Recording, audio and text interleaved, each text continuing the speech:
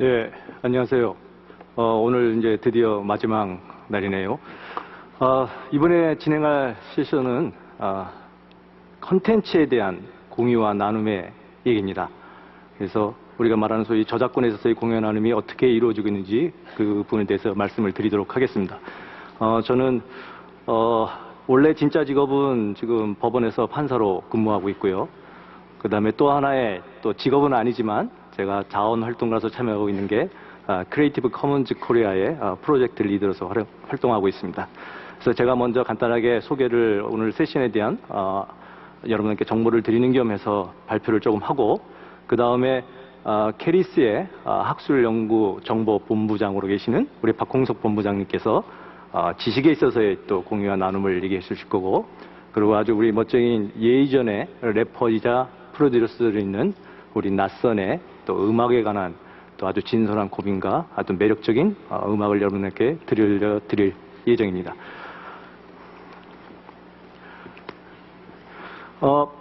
크리에이티브 커먼즈 라이센스를 아시는 분도 계시겠지만 뭐 간단히 말해서 저작권자가 자기의 콘텐츠를 일정한 조건하에 남들한테 개방하는 겁니다. 그러니까 자유롭게 써도 된다는 취지죠.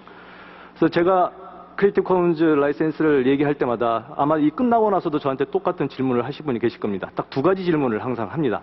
첫 번째는 참 좋은 것 같은데 왜 판사가 그런 활동을 하시죠? 이 질문이 하나 있고요. 또 하나는 법률가는 저작권 보호를 얘기하는 거 아닙니까? 근데 왜 저작권의 공유를 얘기를 하시는지요? 하고 두 가지 질문을 던집니다.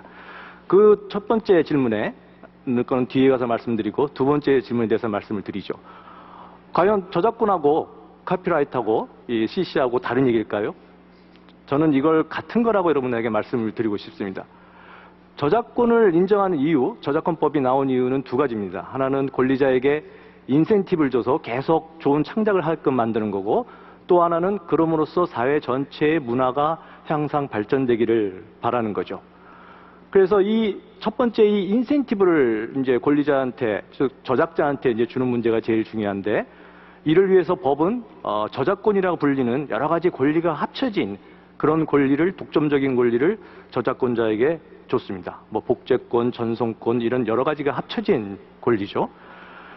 그래서 보통 여러분들이 잘 알고 계시는 그리고 보통 사람들이 상상할 수 있는 방법은 뭐냐면 이런 시스템이죠.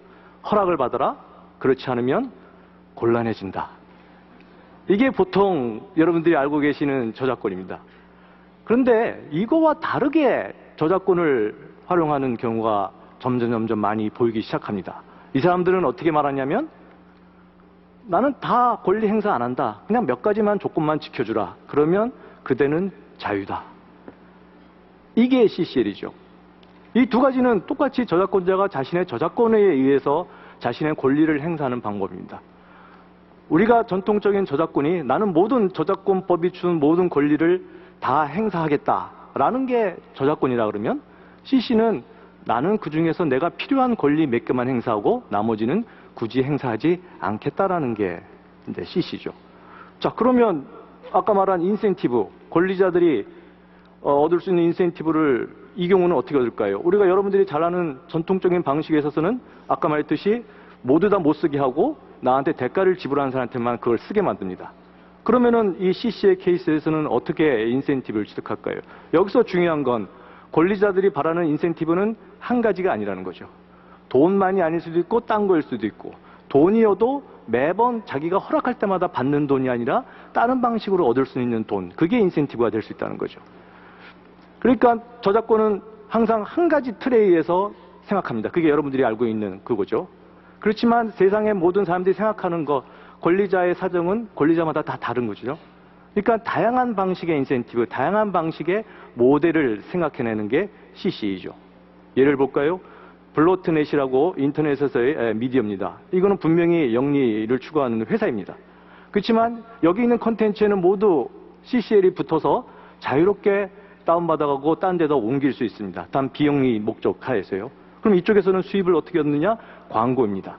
광고를 얻기 위해서는 콘텐츠가 오히려 많이 돌아다녀야 됩니다. 그렇기 때문에 여기서는 그 목적하에 그 인센티브하에 자기의 이용을 허락한 거죠.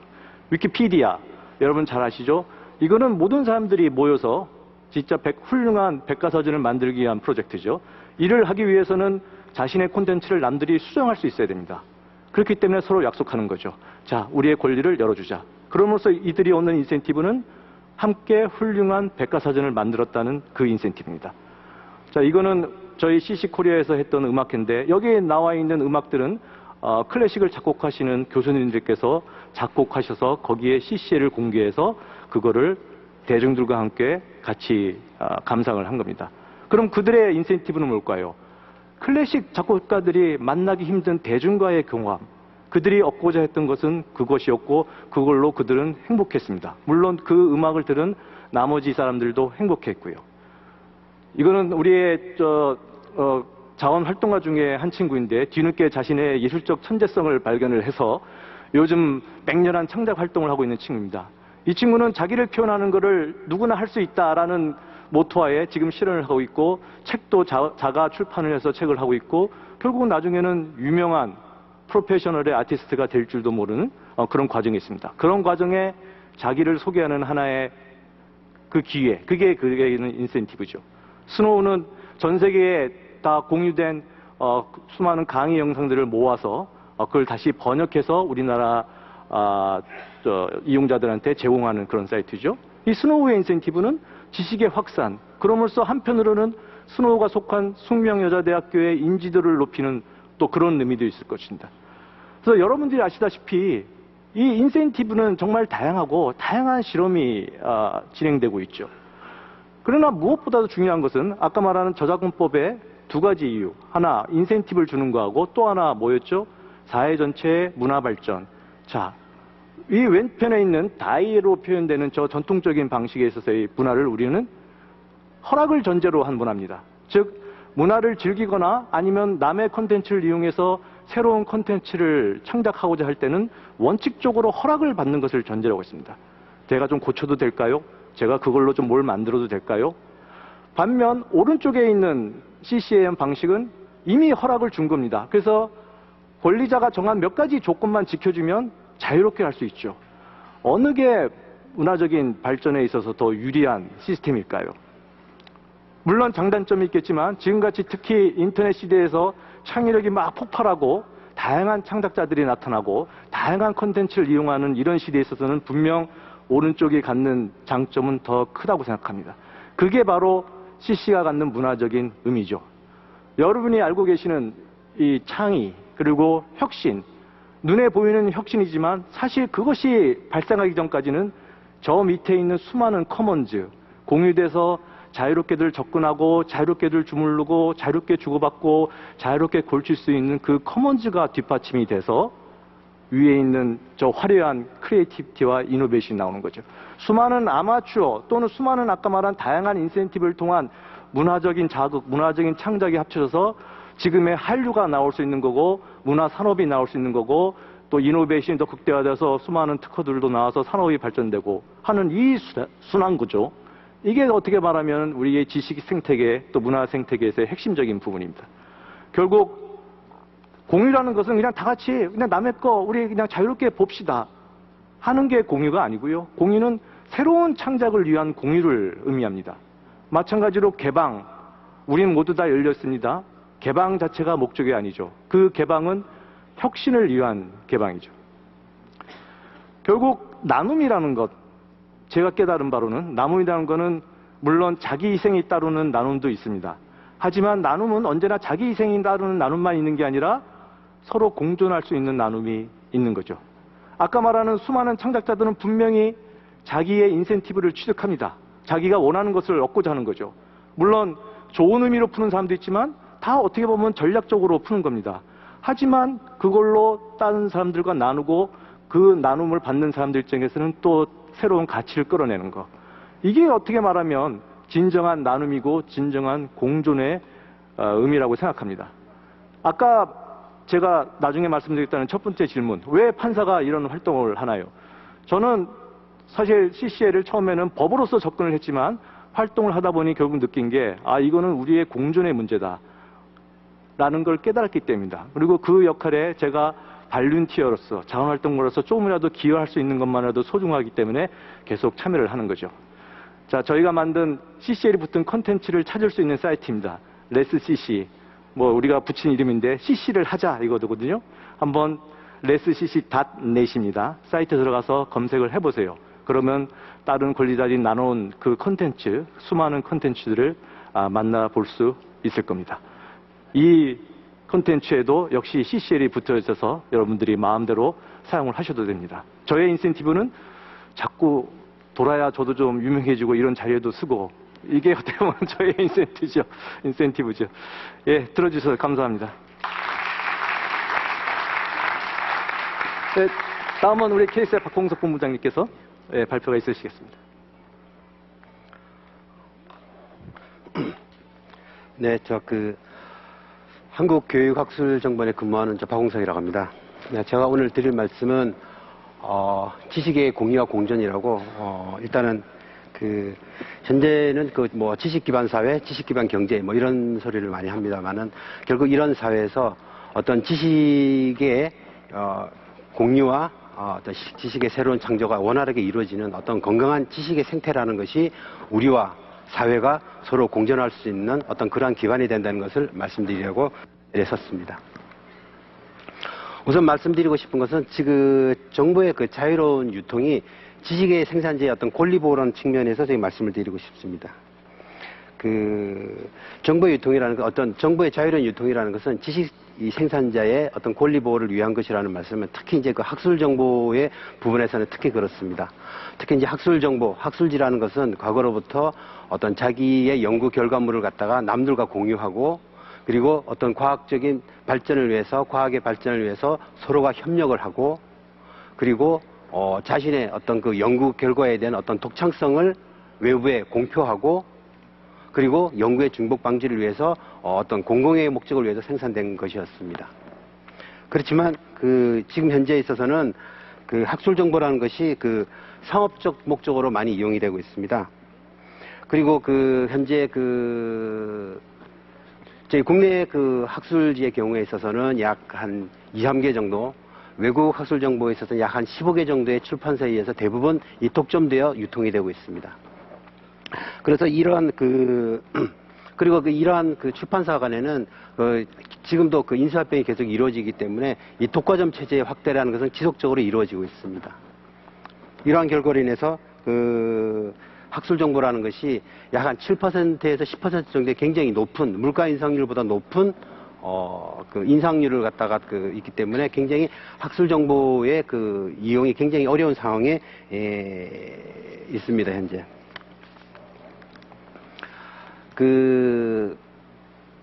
실제로는 저작자의 권리라는 것은 실제로 학술 정보에서 저작자의 권리라는 것은 학문적 차원의 이용과 인용입니다, 사실. 실제로 저자들은 상업적인 어떤 보상을 바라지는 않습니다. 왜냐하면 자기 연구 결과를 갖다가 널리 알리고 남들이 자기 자신의 연구 결과를 갖다가 많이 이용해 주기를 바라는 어떤 그런 마음에서 이제 그렇습니다. 그리고 특히 학술 연구자들이 실제로 출판사로부터 어떤 상업적, 어떤 금전적 인센티브를 받는 경우도 사실은 없습니다. 그리고 이러한 어떤 상업적인 결과로 인해서 어떤 저작자의 권리가 굉장히 제한이 되면서 어떤 상업적인 어떤 이윤을 갖다 추구하는 어떤 그런 결과가 많이 나타나고 있습니다. 그래서 현재 많은 학술 연구자들은 자기 자신의 연구 결과물을 기존의 출판사를 갖다 이용하지 않고 그냥 자유롭게 이용이 될 수 있는 형태로 공개를 하는 경우가 많이 늘어나고 있습니다. 지식의 격차 부분입니다. 지식의 격차라는 것은 개인 간, 어떤 사회 간, 어떤 국가 간 어떤 차이로 나타나고 있습니다.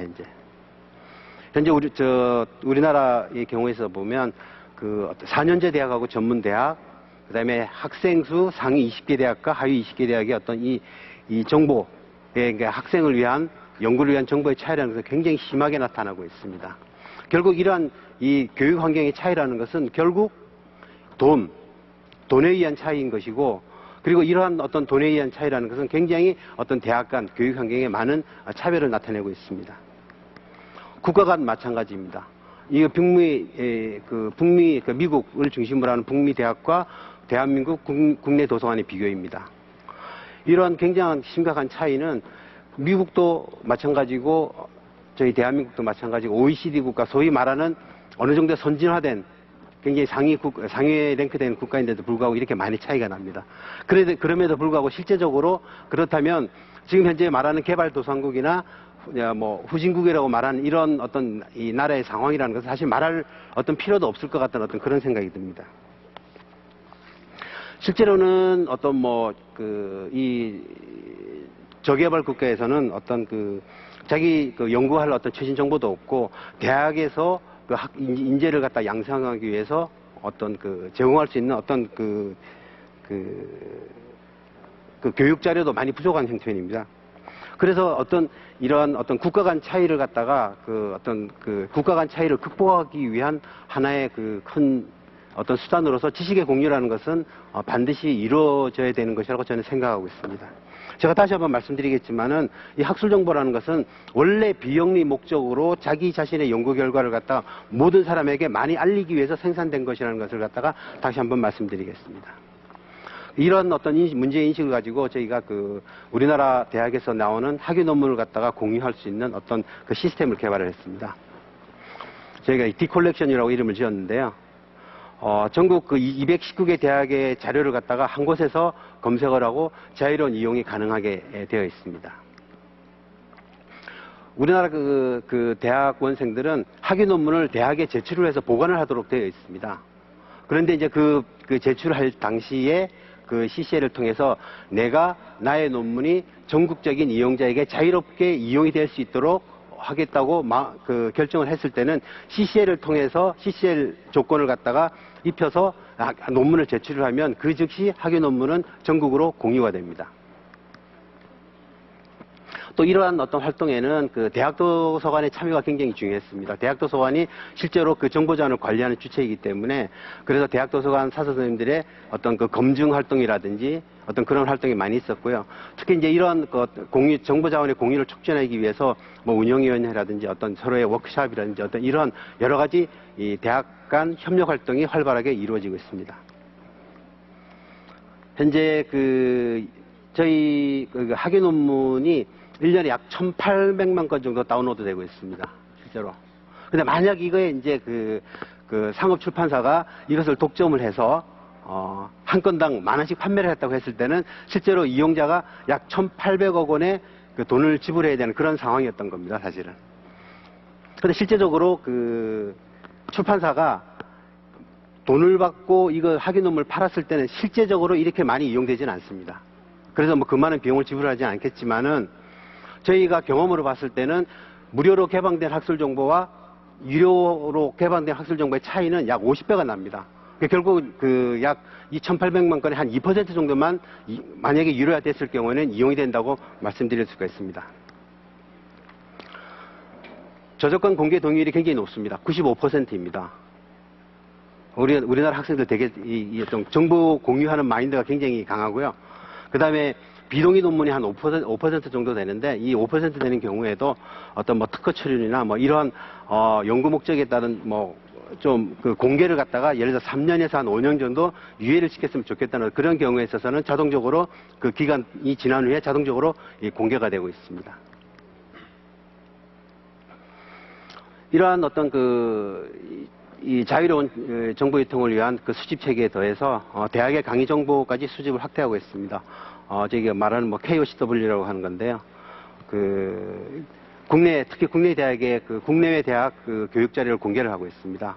근데 우리나라 국내 대학의 경우에서도 약 3,300강좌 정도가 수집이 되어 가지고 전국적으로 자유롭게 이용되고 있습니다. 결국은 이러한 지식의 생태계라는 것은 굉장히 이 지식기반서에서 굉장히 중요한 자기 개인의 경쟁력, 어떤 생존력의 기반이 되는 것입니다. 그렇기 때문에 지식이라는 것은 공공재가 되어야 된다고 저는 바라보고 있습니다. 우리가 숨쉬는 공기, 우리가 마시는 이 물, 이런 것이 우리의 생존에 필요하듯이 지식기반 사회, 지식기반 경제에 있어서는 지식이라는 것이 인간의 생존과 발전에 굉장히 중요한 요소로 작용하기 때문에 어떤 지식이라는 것도 하나의 공공재로서 역할을 다해야 된다고 생각을 하고 있고요.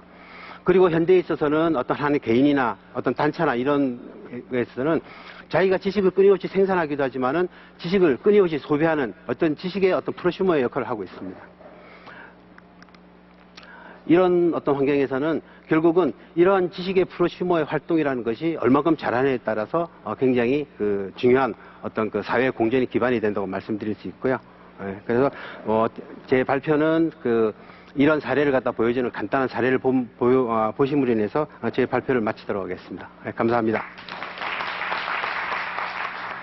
저는 리스의 최다 검색 논문 저자로 선정된 양영자입니다.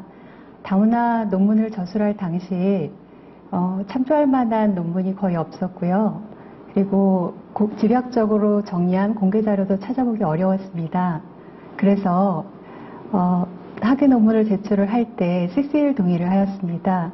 그러니까 관련 연구자분들이 이 논문을 보시고 참조를 하실 수 있도록 동의를 했고요.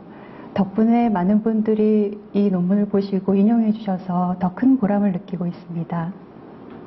저는 평소에 짜투리 시간이 나면 KOCW 어플을 통해 강의를 듣곤 하는 편입니다. 제 전공인 공학 강의도 있고 인문학, 사회과학 강의도 많이 있습니다. 평소에 대학에서 쉽게 접하지 못하는 타 강의나 타 대학 강의를 통해 다양한 전공을 습득할 수 있습니다. 그런 점에 있어서 저한테 매우 유용한 어플이라고 볼 수 있습니다. 연구자들은 자신의 논문이 상업적으로 활용되는 것보다 많은 이용자들에 의해서 이용되고 또 인용되는 것을 원한다고 볼 수 있습니다. 대학의 교수 업적 평가에 있어서도 논문의 인용률이 굉장히 중요한 요소로 간주되고 있습니다. 따라서 논문의 상업적인 활용은 자유로운 지식의 나눔에 있어 저해 요인이 된다고 생각됩니다. 예, 사실 이 디컬렉션은 CC 코리아 이제 처음 출발하면서 했던 프로젝트 중에 거의 초기 프로젝트입니다. 근데 이렇게 많이 발전된 모습을 보니까 상당히 또 뿌듯한 마음이 드네요. 다음은 우리 래퍼인 낯선의 발표였겠습니다. 박홍석 본부장님의 발표하는 전혀 다른 분야죠. 지식과 음악, 그리고 공공영역과 엔터테인먼트라는 전혀 상반된 분야인데 어떻게 CCL을 이야기하는지 한번 들어보시죠. 네, 안녕하세요. 반갑습니다. 네, 저는 오늘 크리에이티브 커먼스 세션의 두 번째 사례를 발표하게 된 낯선이라고 합니다. 네, 우선 이런 뜻깊은 자리에 설 수 있게 되어 굉장히 영광스럽게 생각을 하고요. 저는 오늘 이 자리에서 이미 K-팝씬에서 앨범을 내고 활동을 하고 있는 제가 왜 정규 활동과는 별개로 크리에이티브 커먼스와 관련된 활동을 하고 있는지에 대해서 말씀을 드리고자 합니다. 감사합니다. 예. 우선 저는 고등학교를 졸업하면서부터 언더그라운드 힙합씬을 통해서 음악을 시작하였습니다. 처음에는 제 목소리가 들어간 제 노래가 갖고 싶어서 음악을 만들기 시작했고요. 그 음악을 만들다 보니 그 음악으로 공연을 하고 싶어져서 무대를 찾아다녔었습니다. 또 무대를 찾아다니다 보니 자연스럽게 음악을 하는 사람들을 만났고 그 음악하는 사람들과 자연스럽게 교류를 이어나갔습니다. 교류를 하다 보니 더 많은 음악하는 사람들과 교류를 하고 싶어졌고 또 같이 음악 작업을 하고 싶어졌으며 그렇게 더 큰 무대에서 공연을 하고 싶어지고 더 많은 사람들에게 제 노래를 들려주고 싶다는 욕심이 생겼습니다. 그러던 와중에 한국의 유명 가수 이효리 씨의 유고걸이라는 곡에 피처링을 맡으면서 대중들에게 얼굴을 알린 후에 2008년 메인스트림 K-팝 씬에서 활동을 시작하게 됩니다. 저는 지금까지 2장의 미니 앨범과 4장의 싱글 앨범 그리고 30곡 이상의 피처링 참여와 그리고 정규 앨범 1장을 내왔습니다. 그토록 원하던 음악 활동을 원없이 하게 되었고 활동을 하게 되었지만 마음속 한 구석에서는 뭔가 해소되지 않는 그런 갈증이 쌓여왔습니다. 그것이 뭘까? 과연 그것이 뭘까 계속 고민을 하던 와중에 그것이 바로 음악이라는 것을 깨달았습니다. 좀 더 구체적으로 말씀을 드리자면 그것은 타협하는 음악이 아닌 진정으로 하고 싶은 음악, 진정한 내가 자유롭게 하고 싶은 음악에 대한 열망이었습니다. 하고 싶은 음악을 하면서 많은 대중들에게 음악을 들려줄 수 있고 또 하고 싶은 음악만을 가지고 경제적인 걱정 없이 살아갈 수 있는 것은 저뿐만 아니라 많은 뮤지션들이 원하는 공통된 고민거리라고 저는 생각을 합니다. 그렇게 해서 저는 첫 번째 앨범, 현재 음악 산업에서 타협을 하지 않고 또 음악적인 자존심을 지켜나가면서 대중과 호흡하는 길을 찾았었습니다. 그렇지만 그렇게 처음 데뷔를 하게 된 앨범 괜찮아는 그렇게 큰 기대에 미치는 결과를 일으키지 못하게 되죠.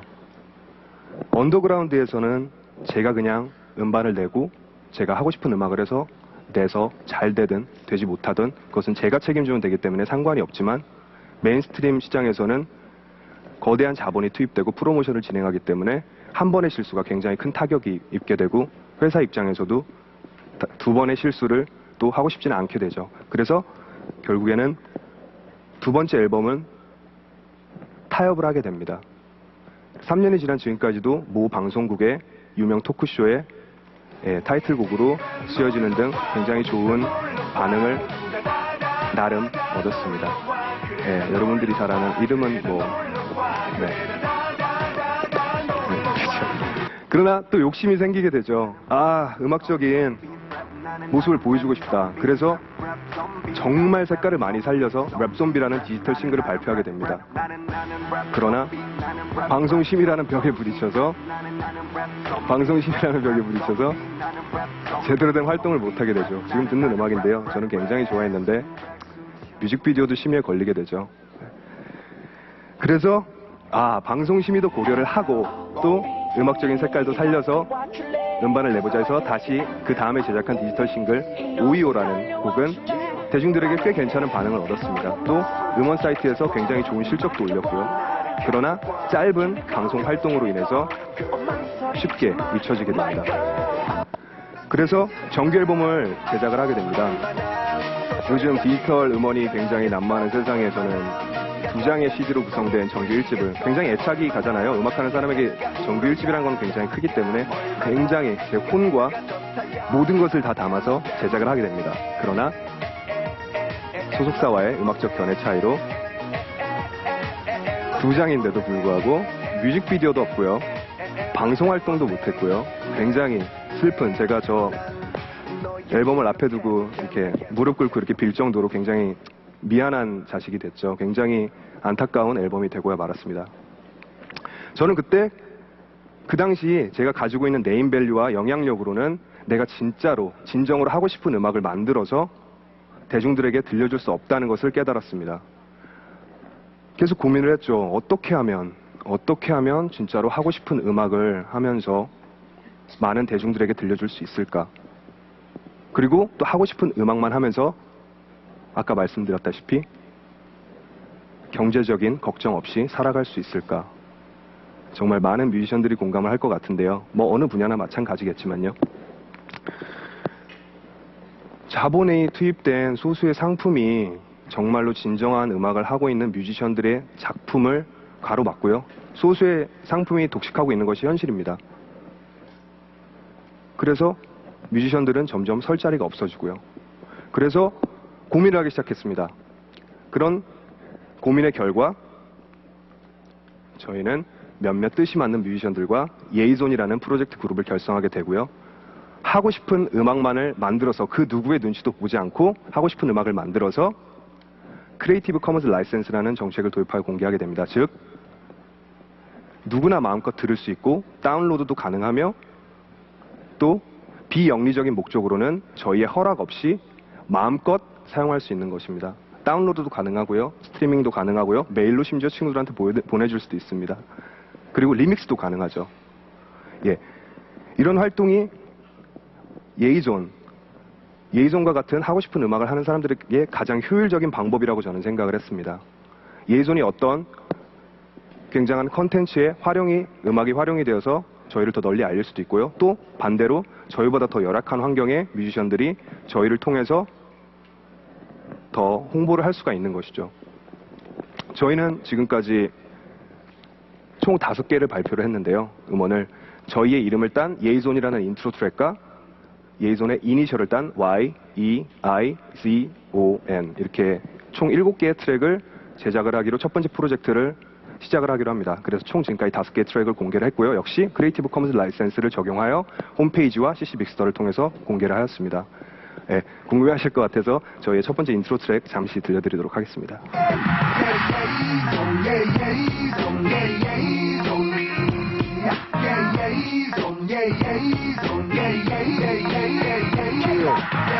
내 믿음 변치 않은 Trust my rhythm So flow 한가득 보여 내 hidden Style so freedom. 네, 이런 노래고요. 힙합이죠. 첫 번째 프로젝트는 우선 제가 랩을 하기 때문에 힙합으로 진행을 하기로 했지만 예이존이 힙합만 하는 것은 아닙니다. 어쨌든 그렇게 해서 전 세계에서 50트랙이 넘는 리믹스 컨텐츠를 받아서 또 역시 저희 홈페이지와 CC 믹스터를 통해서 공개를 하였습니다. 아까 들려드린 원곡과 그리고 그 곡을 리믹스한 트랙을 잠시 들려드리도록 하겠습니다.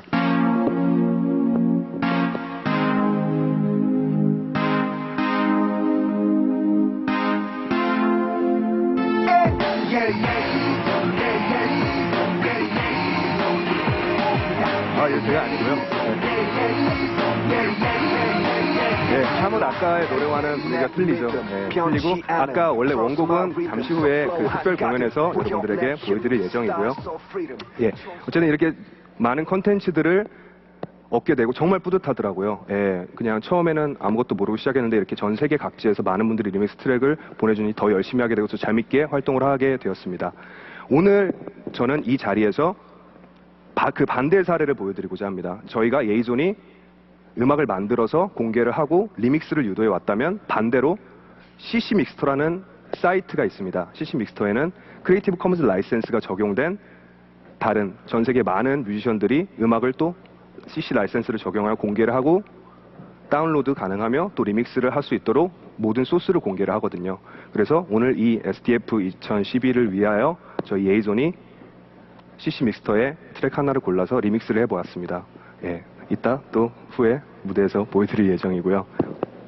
잠시 들려드릴까요? 스테이트 셔츠라는 분의 이라는 곡인데요. 네, 이 곡이 이제 후에 무대에서 어떻게 변화되는지를 여러분들에게 보여드리도록 하겠습니다. 이런 활동이 원작자뿐 아니라 또 저희뿐 아니라 원작자가 이런 활동을 통해서 조금이라도 더 많은 대중들에게 한 번이라도 더 알려줄 수 있기를 희망합니다. 저는 제 생각에 이런 활동이 진정으로 음악을 사랑하는 뮤지션과 또 리스너들이 함께 공존할 수 있는 방법이라고 저는 생각합니다. 감사합니다.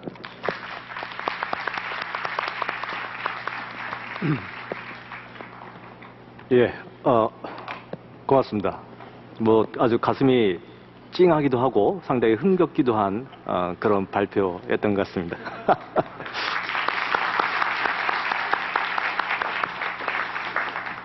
저도 좀 진작 저런 걸 배워가지고 아까 하기 전에 했어야 될 텐데 아쉽네요. 우선 나온 김에 한번 우리 낯선한테 먼저 한번 네네. 질문을 한번 드려볼게요. 네네.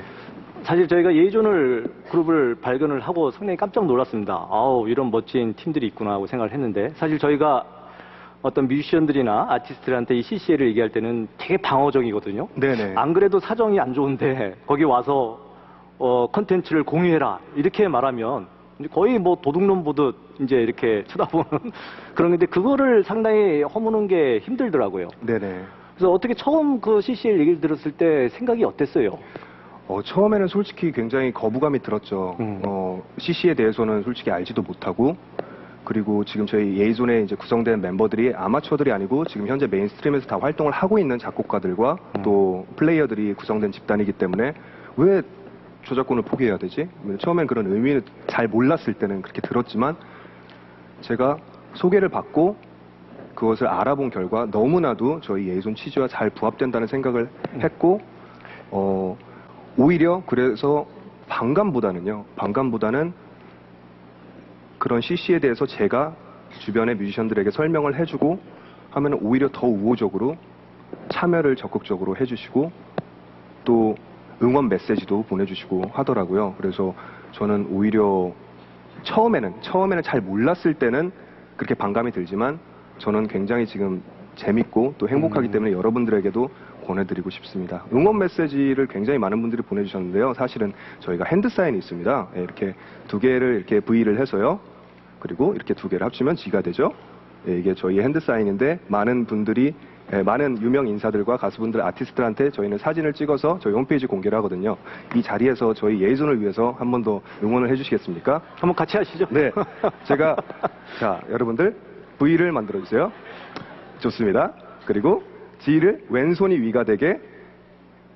그렇죠? 그러면은 상대방 했을 때 G가 되죠. 감사합니다. 그대로 가만히 계셔주세요. 예, 이거 그대로 가만히 계셔주시면 감사하겠습니다. 이것은 예의존의 홈페이지에 2012 SDF 예의존 월업 이렇게 해서 올라가도록 죄송합니다. 많은 분들.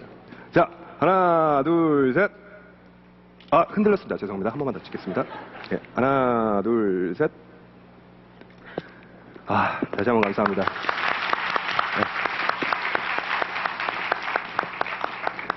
여러분들은 못 보셨죠? 지금 장면이 어땠는지. 여기서 보니까 정말 장관입니다. 나중에 한번 꼭 감상을 하시죠.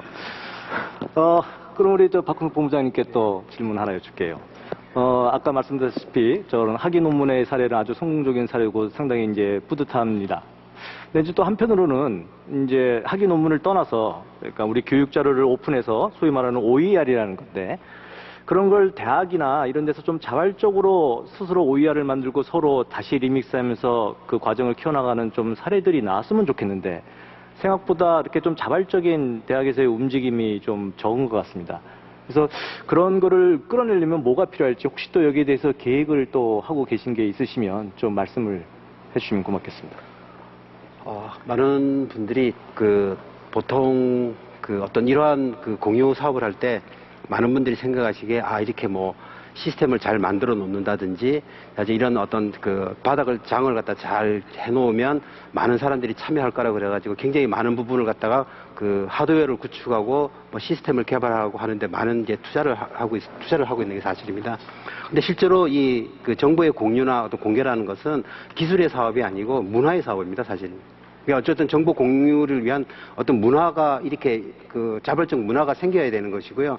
사실은 이거는 어떤 기술적인 개발보다는 사실 문화적인 어떤 개방성을 갖다가 저희들이 대중적으로 이렇게 전파시키는 건 굉장히 힘듭니다. 저희가 할 수 있는 역할에 대한 한계가 분명히 있는 것이고요. 그래서 저희들은 이러한 것을 위해서 어쨌든 자료를 제공하시는 분들에게 사회적 인센티브를 갖다 제공하는 방법을 굉장히 많이 고려를 하고 있습니다. 그래서 예를 들어서 뭐 제공하신 자료가 얼만큼 누구에게 이용이 많이 되었는지, 어느 정도 이용이 되었는지, 그를 통해서 그 자료를 제공하신 분들이 내가 이 사회에 얼마나 많은 기여를 했는지 좀 이렇게 확인할 수 있는 어떤 그래서 그런 것을 통해서 좀 자발적인 어떤 그런 것이 일어나도록 만들어낼 계획이고요. 실제적으로 이것을 갖다가 저희들이 어떤 뭐 상을 준다든지 뭐 금전적 인센티브를 갖다가 뭐 이렇게 뭐 한다든지 그런 것보다는 조금 더 드러나지는 않지만은 조금 더 개인에게 좀 다가갈 수 있는 어떤 그런 사회적 인센티브를 제공하는 것을 갖다가 저희들이 계획하고 있습니다. 예, 상당히 기대가 되네요. 저도 사실 물어보고 싶은 게 많은데, 플로어에 계신 분들도 아까 이 수고까지 하셨는데, 그래도 질문을, 좋은 의견을 들으실 기회를 좀 드려야 될 것 같아서, 혹시 여기 지금 패널한테 질문하실 분 있으시면, 좀 손을 들어주시면 좋겠습니다. 예.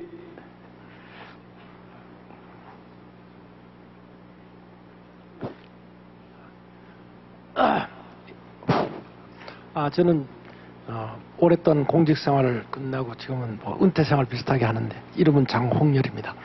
제가 오늘 이렇게 이 포럼을 1회 때부터 계속 지금까지 와서 보고 있는데 많은 발전을 하고 있습니다. 특히 오늘 우리 윤 판사께서 이렇게 말씀하신 것 중에 내가 한 가지 좀 질문을 해드리는데 여기 특히 오늘 지식 포럼 학술 정보, 지식 정보 이렇게 했는데 이 논문 표절에 대해서 내가 한번 좀 물어보려고 그럽니다. 제가 옛날에 공직에 있을 때 다른 사람들이 하도 대학원 다니면서 나도 대학원 들어가서 석사를 마치니까 그쪽에서 지도 교수가 박사학위 과정 등록만 하라고 그래요. 그럼 근데 저는 그때 무슨 얘기를 했는가 하면 나는 학문을 모독한다는 그런 생각 때문에 박사는 나는 안 하겠다. 석사로서 나는 족하다. 그렇게 얘기했는데 요즘도 우리가 이렇게 보면 문제가 되고 있는 소위 지도층 인사들의 꼭 그 청문회가 들어가면은 이 표절 문제 가지고 발성을 부립니다. 그래서 우리 윤판사께 이 표절 문제를 어떻게 어떤 데드라인이 있어가지고 그 과거에 어느 시점에서 이런 거 있었던 사람들은 어떻게 뭐 사면을 한다든가 무슨 이렇게 그래서 이런 어떤 제도가 하나 있었으면 좋겠어요. 그리고 왜 그런가 하면은 지금 요즘은 참 사람들이 다 똑똑하고 그래서 아주 참 그 개방이 되다 보니까 요즘은 서툴게 무슨 남의 글 같은 거 옮겨오기가 굉장히 힘이 드는 건 내가 알고 있습니다. 그래서 이런 문제를 어떻게 기본적으로 좀 해서 우리 사회가 좀 그런 데서 좀 클린업 될 수 있는 그 좀 어떤 그 데드라인을 하는 거기에 대해서는 우리 법적으로 어떻게 생각하고 계신지 그걸 한번 좀 여쭤보세요. 감사합니다. 예, 지금 좀 잘 안 들겠는데 뭐 제가 이해한 바로는 지금 표절 문제 말씀하셨고 이제 지금까지 해온 거 어떻게 좀 정리하고 새롭게 출발하자 이 말씀을 하셨는데 그거는 어떻게 보면 법적인 문제는 아니고요. 뭐 사회 전체가 다 그런 걸 이해하고 또 이제 용서하고 다시 시작하자 뭐 이런 게 서로 합의점이 나오면 모르겠는데 그렇게 안 나온 이상 계속 문제가 될 것 같고요. 한 가지 이제 표절에 대해서 말씀드리면 제가 이걸 하면서 많이 느낀 거는 우리가 어떤 창작을 할 때 상당히 리믹스에 대해서는 평가를 야박하게 합니다. 그냥 내가 모든 걸 다 처음부터 만든 거 이런 거를 남들한테 자신 있게 이렇게 내놓고 하지 남들이 만든 걸 리믹스해서 만든 거는 뭐 그 창작성의 정도를 평가를 낮게 보는 경향이 좀 많아요. 아마 여러분들도 그렇게 느끼시는데 그런데 공개적인 리믹스 평가는 많은데 공개적이지 않은 남들한테 말하지 않는 리믹스 그게 표절이죠. 그건 또 상당히 많습니다. 그래서 저희는 우리의 이 문화를 우선 지금부터 바꿔나가야 되는 게 마치 자기가 전부 다 만든 거냐? 왜냐하면 사람들은 그런 걸 더 평가해 주니까 그런 걸 내놓고 싶은데 사실은 그게 안 되니까 표절이 들어가는 거거든요. 그래서 오히려 리믹스를 갖다가 공개적으로 하면서 거기서 이제 말하는 우리 CC에서 말하는 어트리뷰션입니다. 저작자 표시를 명확하게 해주는 그게 이제 하나의 조건이거든요. 그거를 오히려 사람들의 창작이나 아니면은 뭐 글이건 그림이건 할 때 자꾸 습관을 들여서 그게 오히려 자연스럽게 나오고 더 적극적으로 밝히고 그러면서 자기가 저기에다 더 가치를 더해서 하나의 새로운 가치를 끌어냈다는 걸 또 평가를 해주고 이게 모든 사람들의 인식에 공통화돼야지 사실 표절이 없어지죠. 아까 같은 우리 같은 지금까지의 그런 문화 인식으로는 계속 겉으로는 안 하면서 밑으로는 자꾸 표절을 돼가는 이런 게 반복될 가능성이 있어서 이건 어떻게 보면 법으로의 문제가 아니고 이제 우리의 좀 문화적인 인식이나 또 사회적인 또 시스템에서 좀 이런 문제를 좀 많이 고민을 해야 될 것 같습니다. 아주 시원한 답변이 못 해드려서 죄송합니다. 한 말씀 드릴게요. 예. 그 판사님께서 말씀하신 그 리믹스에 관한 문제는 사실 우리나라 그 교수분들께서 왜 번역을 하실 때 번역서에 관한 거는 실제로 연구업적으로 많이 쳐주지 않습니다, 사실은. 번역서라는 것이 굉장히 학문의 발전에 굉장히 중요한 것임에도 불구하고 우리나라 학계에서는 그렇게 뭐 번역에 대한 많은 가치를 부여하고 있지는 않습니다. 뭐 그런 부분에서 예, 그것도 마찬가지. 표절이라는 거는 실제로 그 사회 문제가 될 때마다 저희 원으로 많은 의뢰가 옵니다. 이거하고 유사한 논문을 찾아주세요. 저희가 이제 뭐 학술 논문, 학위 논문 다 가지고 있으니까 이제 그걸 하는데요. 실제로 표절이라는 것은 제가 볼 때 이렇게 생각이 됩니다. 그 학문 분야에서 이 표절이라는 것은 자기 잣대가 굉장히 엄격해져야 됩니다. 우리나라에서는. 과거에 이제 뭐 20년 전, 30년 전에 쓴 논문이 그 당시에는 그랬다. 그 당시에 문화에서는 좀 느슨했었고 뭐 이렇게 많이 썼었다라고 뭐 그것도 이해가 되지만은 지금 새로 출발한다는 그런 측면에서는 굉장히 엄격한 잣대를 만들어야 되고 그다음에 분명히 그 잣대가 적용이 반드시 돼야 되는. 그리고 만약에 고의적으로 표절이 됐을 때는 정말 그 사람이 그 학문 분야에서 완전히 떠나야 되는 그러한 리스크 정도를 갖다가 가지고 있어야지 표절 문제가 상당히 누그러질 거라고 저는 생각하고 있습니다. 예. 예, 또 한 분 정도만 좀 질문을 받을까요? 예. 저 제일 먼저 드신 것 같은데요. 예. 네, 저는 이름은 김재현이라고 하고요. 현재 하고 있는 일은 시즈온이라는 벤처기업에서 일을 하고 있고 비공식적으로는 저도 이제 공유 관련된 시민단체에도 활동을 하고 있는데 두 가지 질문이 있습니다. 첫 번째 질문은 저작권이라는 말이 저작권의 이제 권리가 저작권이야 말체가 저작하는 권리 이제 관련된 문제인데 실제로 보면 이제 저작권에 대한 교육 사회적인 인식의 내용을 보면은 아까 판사님께서 이제 말씀하신 CCL이 가지고 있는 어떤 가치, 허락 없이 공유하고 창작할 수 있고 그것을 통해서 더 많은 창작과 혁신을 이끌어내는 것보다는 무언가를 하지 말라, 그러니까 저작 공유하지 말라, 불법 복제하지 말라 하는 메시지가 사회적으로 굉장히 크고, 그것이 특별히 우리 다음 세대인 아이들에게도 굉장히 큰 메시지로 다가가는데, 상대적으로 그러면 위축되어 있는 하지 말라는 메시지가 아니라 저작권의 권리자다, 그리고 너희가 가지고 있는 콘텐츠를 가지고 무엇을 할 수 있다라는 메시지를 확산시키기 위해서 어떠한 교육적인 새로운 접근법이 필요하며 프로그램이 필요한지 이제 거기에 대한 언지를 듣고 싶고, 그 두 번째 얘기는 그 창작자들이 변하는 것도 굉장히 중요한 문제인데, 예지원 같은 그룹은 사실 굉장히 이례적인 사례라고 생각하고, 대부분의 창작자들은 이제 그에 반대되는 입장을 취하는 것이 일반적이라고 생각하는데, 기존의 사람들을 바꾸는 것도 한 가지 방법이지만, 새로운 창작을 하고자 하는 사람들한테 그 사람들이 CC를 알고 혹은 공유에 관심을 가지고 자신들이 가지고 있는 돈 외에 다른 인센티브를 통해서 새로운 창작 활동을 할 수 있는 방법을 열어주는 것이 중요한데, 그들을 위한 어떤 제도적인 지원이라든지 하는 방법들이 어떻게 마련될 수 있는지 그에 관련된 내용을 듣고 있습니다. 감사합니다. 예, 첫 번째 질문은 좀 이따, 그건 아마 제가 좀 말씀을 드려야 될 것 같고요. 좀 이따 말씀드리고, 사실 두 번째 질문이 사실 제가 낯선한테 물어보고 싶은 거였거든요. 그 아까 말하면 여러 가지 의미 있고 가치 있고 했는데, 이게 한순간에 그냥 뭐 한두 번의 창작이 아니고 지속적으로 그게 가야 될 거 아닙니까? 지속적으로 가는 건 말하자면은 경제적인 게 계속 이루어지고, 그 다음에 계속 그거를 할 수 있는 원동력이 생겨야 되는데, 지금 말하는 그것처럼 뭘까요? 사실 이거는 문화의 다양성하고도 관련돼 있어서 지금 네네. 그런 음악들이 상당히 주목을 받고 해야 되는데, 네네. 그거를 실질적으로 필요한 게, 그렇기 위해서는 필요한 게 뭘까요? 아까 말한 제도도 말하고 여러 가지 말하는데. 네네. 제가 일단 뭐 예술 쪽에서 그리고 또 음악 안에서 뿐만 아니고 말씀을 드리자면, 제 생각에는 지금 현재 한국 산업 시스템 안에서 지금 박혀 있는 그런 시스템 안에서는 저작자 말고 새로이 시작하는 그런 창작자들한테 제약이 굉장히 많거든요. 예를 들어서 새로이 뭐 독립 영화를 제작하는 학생들이 있다고 칩시다. 그런데 그 학생들이 어느 장면에서 정말 이 테마에 꼭 맞는 음악을 사용해야 돼요. 그냥 뭔가를 바라지도 않고 그냥 자신의 학교에서 만드는 독립 영화를 만들려고 하는 그런 목적인데, 너무나도 유명한 노래여서 그 학생으로서는 감당하기 힘든 저작권료를 내야 합니다. 그러면은 그 영화는 원하지 않는 다른 음악을 써야 되는 거거든요. 더 싼, 유명하지 않은. 굉장히 걸리는 게 제약이 우선 이미 되신 분들, 예를 들어서 저작권이 굉장히 많으신 분들은 외면하죠. 왜? 자기 배는 배부르니까. 제 생각에는 지금 현재 음악으로 다시 말씀을 드리자면, 현재 산업에서 지금 틀에 박혀 있는 거에서 새로운 시도로 새로운 시장을 만들어야 된다고 저는 생각을 해요. 어떻게 보면은 틀린 개념이죠. 이 안에서 새로운 거를 만드는 것이 아닌 지금 현재와 완전히 다른 새로운 시장.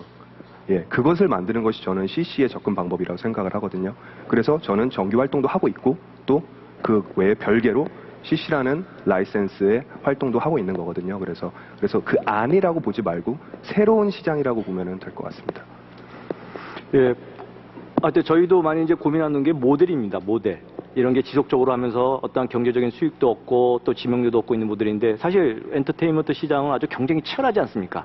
그리고 거기에 들어가는 어떤 뭐 대형 기획사 같은 대규모의 프로젝트들이 또 많고 하니까, 그런 데서 이런 다양한 음악을 끌어내는 거에 대해서는 어떠한 또만의 또 전략이 또 필요한 것 같아요. 근데 그걸 아마 예전도 계속 그 그룹이 모여서 그거를 고민하고 있는 것 같습니다. 그래서 여러분들이 계속 응원을 많이 보내주시면 또 힘을 얻고 또 좋은 결과가 나올 수 있을 것 같아요. 지금 뭐 다 됐는데요. 아까 말씀드린 그 질문에 대해서 답을 하고 끝내는 걸로 하겠습니다. 사실 제가 CC를 하는 이유 중에 가장 큰 이유는 애들에 관한 문제입니다. 제가 저작권, 이제 소위 말하는 저작권 교육을 받은 저작권 시범학교가 있습니다. 그런 저작권 시범학교에서 축제를 하면서 저작권 기념 포스터를 공모를 했거든요. 그래서 포스터를 받아가지고 1, 2, 3등을 뽑았는데, 그 포스터를 보는 순간 충격을 받았어요. 저작권 포스터에 나오는 내용이 뭐냐면요, 피, 수갑, 형벌, 깨진 거, 주로 이겁니다. 하면은 잡혀가요, 무심코 했는데 잡혔네요, 뭐 문구도 그래요. 저는 그걸 보고 상당히 좀 충격을 본 게 저작권은 문화를 얘기하는 거 아닙니까? 컬처를 얘기하는데 문화라는 것은 정말 자유롭고 흥겹고 뿌듯하고 즐겁고 이런 개념이 나와야 되는데 우리의 청소년들 머릿속에 저작권 이꼬른 문화 하면은 공포, 두려움, 걱정 이게 나온다는 것은 참으로 비극적인 일이라고 생각합니다. 그래서 아까 말했듯이 교육과정에서 저작권을 얘기할 때는 무엇을 하면 안 돼, 무엇을 할 수 없어 이 얘기를 해줄 게 아니고요. 너는 무엇을 할 수 있어, 무엇을 할 수 있어 라는 걸 우선적으로 가르쳐줘야 된다고 생각합니다. 저희가 아까 말한 레스CC라는 사이트를 굳이 만들어가지고 검색 사이트를 따로 만든 이유는 청소년들이 하고 싶을 때 너는 여기 들어가서 네가 원하는 콘텐츠를 찾을 수 있어. 그 콘텐츠는 마음대로 다운받아서 마음대로 고칠 수 있어. 그거를 P2P에 올려놓든지 다른 사이트에 올렸는지 마음껏 다른 사람들하고 나눠봐 라는 방법을 우선적으로 가르쳐주고 그 다음에 CCL 같은 표시가 없는 경우에는 권리자가 자기가 승낙한 거 아니니까 그거는 손대지 말자 라는 식의 교육이 이루어져야 이게 저작권 하면 먼저 창작과 문화라는 얘기가 떠오르고 그 청소년들이 나중에 컸을 때 지금의 한류보다도 훨씬 더 뛰어난 창작자들이 나와서 세계를 주름 잡을 수 있지 않을까 싶습니다. 그래서 우리의 교육과정에서 이 부분은 다시 한번 좀 재고를 하고 여기에 대한 많은 좀 관심을 기울여야 되지 않을까 생각을 합니다. 시간이 약간 오버됐는데요. 이제 마무리를 짓고요. 여러분이 기대하시는 이제 공연이 이제 이어지겠습니다. 준비하셔야죠? 바로 하시면 되겠습니까? 감사합니다.